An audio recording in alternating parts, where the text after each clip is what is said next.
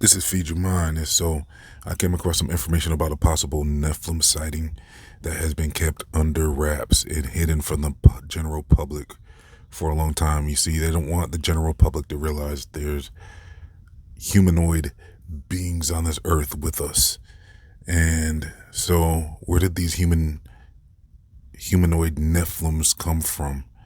Well, what was discovered was this red-haired, 6 toes, 6 fingers, 2 rows of teeth creature, humanoid creature with red, shaggy hair, wearing animal skins out in the Kandahar desert. Well, the Kandahar mountains, actually, of Afghanistan. And so this happened in 2002 when a crew went missing. It was a U.S. military crew that went missing in the desert and then in those mountain areas. And they had to send another crew to go, find the missing crew. And so they went hunting around the mountains and they came to this area where they saw a lot of bones. And then next to the bones, they saw a lot of military equipment like walkie-talkies and remains of shredded clothes and all types of stuff. So it was just a boneyard, basically. So they're thinking, okay, this looks like where our crew went missing. So they're immediately thinking it was some type of animal, some type of raging animal beast. They were assuming, because what else would have done this? Been eating on bone humans and stuff. So as they were examining the area, there was a spear. A huge spear came out and impaled one of the soldiers. And they saw this 12 to 15 foot tall giant running around and attacking them. So they started opening fire on this beast, this humanoid giant, and basically it wasn't stopping them much, like they were expecting. So one of the soldiers, I think it was the lead soldier, he had an idea to make sure everyone's aiming at the head. So they aimed at the head. They fired for about 30 seconds, and he finally fell. Pretty much blew his face off. So they got a closer look at this creature, and yeah, he was definitely. It wasn't even clear if it was very humanoid. I mean, they looked at it. They said it had red hair, and it was just pretty much the description of the Nephilims of the Bible.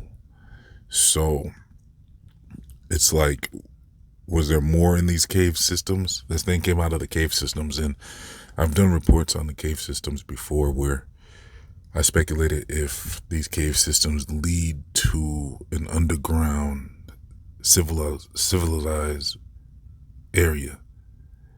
And so it looks like there might be something to that speculation. So the U.S. military had pretty much wrapped up this giant and put him on a helicopter. They said, I think they put it on some type of cargo plane or something, actually. But they said this thing stunk very bad, like a skunk or something. And they were examining it. Like I said, double rows of teeth, 6 fingers, 6 toes, massive humanoid creature. Definitely sounds like something straight from the Bible. The Bible has been warning us about these humanoid Nephilims for a long time. It even so this brings more truth to the Bible. So now we see the Bible is looking more and more like a historical document. There seems to be some very serious stuff in this Bible so far, because now we're finding out about the firmament, and then we're finding out about the immovable earth, and then how the sun is moving around the earth, and now we're finding out about giants really existing. So this army crew went ahead and took this Nephilim to an undisclosed location. Maybe they're working with the Smithsonians or something. But wherever they took this humanoid, I always suspected that there is this group called the Skull and Bones, and I suspect that they take care of a lot of these bones. They allow people to fantasize about dinosaur bones and stuff, but when it comes to these Nephilim humanoid bones, they do not want people to realize that there's things that science can't explain on this earth. So they shut this down. They held a press conference, this troop, and well, before they held the press conference, it is said that all of the whole team that was involved had to sign a non-disclosure agreement where they were not allowed to talk about this situation at all, under penalty of who knows what.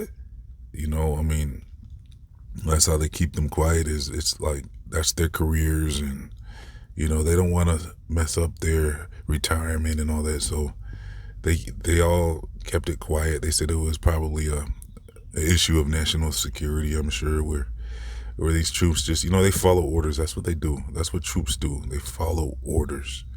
So most of them followed, they pretty much followed orders. They held a press conference, and I'll probably leave a link. Yeah, I'll leave a link to more information, like a real interview about this situation with somebody. I think it was an eyewitness, or it was somebody that this information was disclosed to, but this guy had all the details. So I'll leave that link in the comment section in the description box. I'll also probably, once you click on that link, I'll have probably another video there too, where you can see the interview, the real interview that was aired on TV about the situation.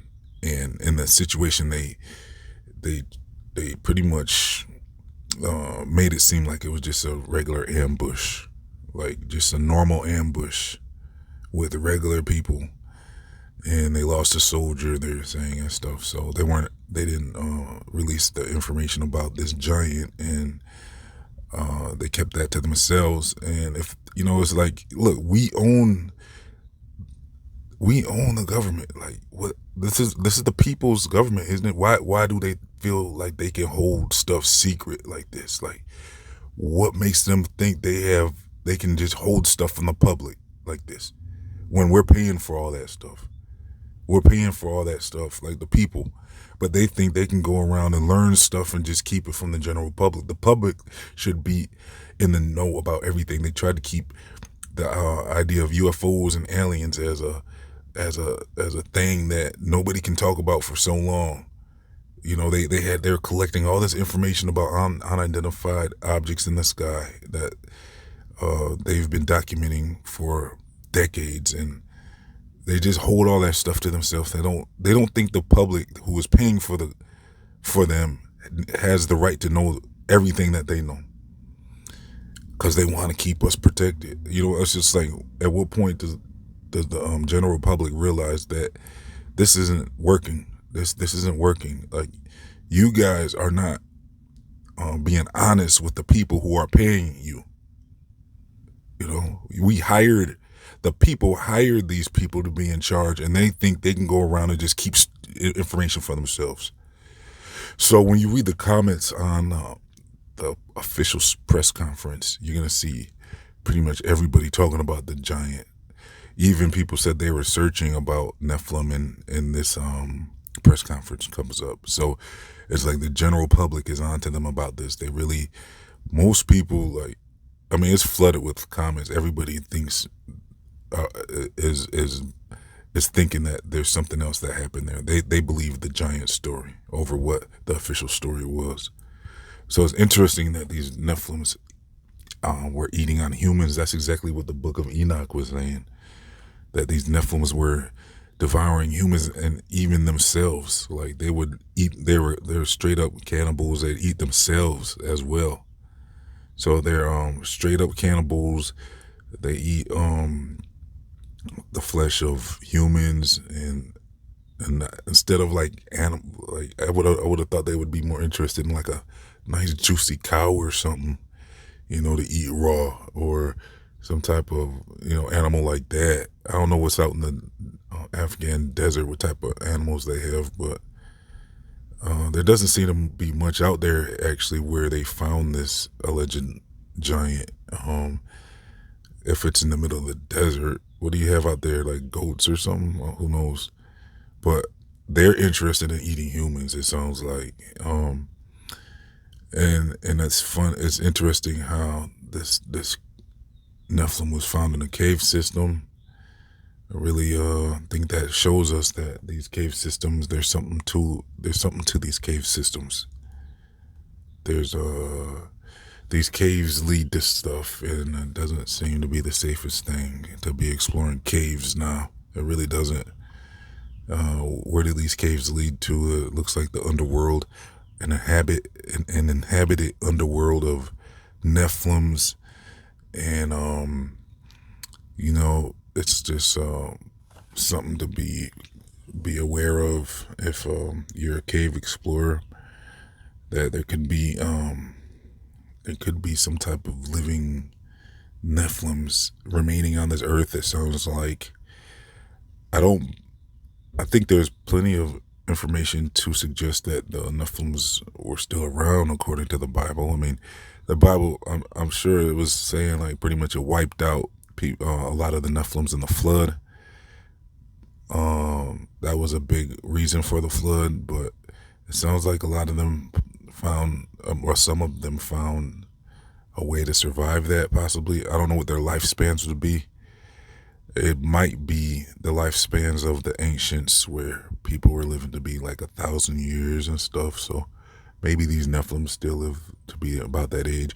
And then even some people are linking this to Bigfoot, where that's what people think. That's what people think when they're seeing Bigfoot. It's actually Nephilims. It's actually Nephilims. So that's interesting because I never really was a big fan of the Bigfoot stuff. But now that they're linking it with Nephilims, I can get kind of on board with this whole Bigfoot thing. That makes a lot of sense. Because like with the shaggy hair, the long, they said this thing had long red hair and was long beard. And so, yeah, like they see a giant, a red hairy person, probably super hairy, but not like as an animal, just kind of like a very, very hairy humanoid person, and probably hair all over their arms and everything too, just not excessive like an animal. But you've seen hairy people before. I'm sure that's how they look, these Nephilims, and they're still here apparently. So we got to be careful about, like I said, cave exploration and where these tunnels might lead to. But yeah, it's interesting. What do you guys think about this information? Like I said, the links will be in the comment section in the description box. Looks like we found what the stories of Bigfoot is. But plus, another thing about Bigfoots is I think they kind of like link that to like interdimensional beings as well. So who knows if these beings have the ability to go in and out of our realm into another realm. But I don't know if that's even really necessary.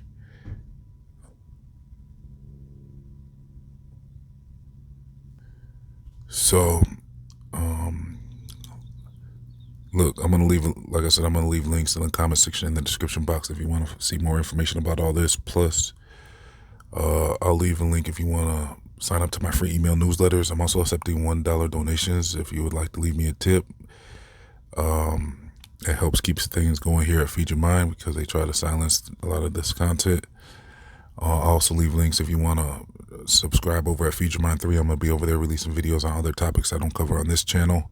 I'm also going to leave links to my social media plus much more. Please like, comment, share, and subscribe. This has been Feed Your Mind signing off.